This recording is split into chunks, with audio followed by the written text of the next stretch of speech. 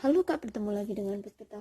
Kali ini akan menjelaskan cara membuat buket mini dari bunga daisy. Jadi ini aku mau bikin buket yang ukurannya kira-kira 20 sentian.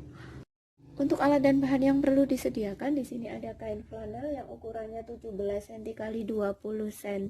Ini sebanyak 4 lembar. Terus ini ada metlin, bisa diganti dengan penggaris. Terus ini ada pemes, ada gunting, terus ini ada kawat sovenir, ada tali rami, terus ini ada bunga daisy. Aku pakai 4 piece.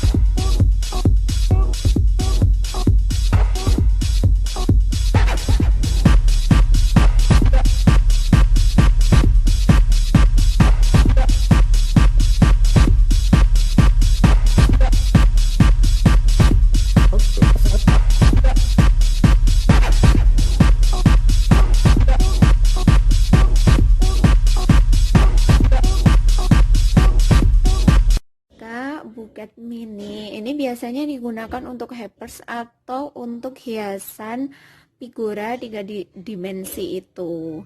Mudah dan simpel kan? Selamat mencoba.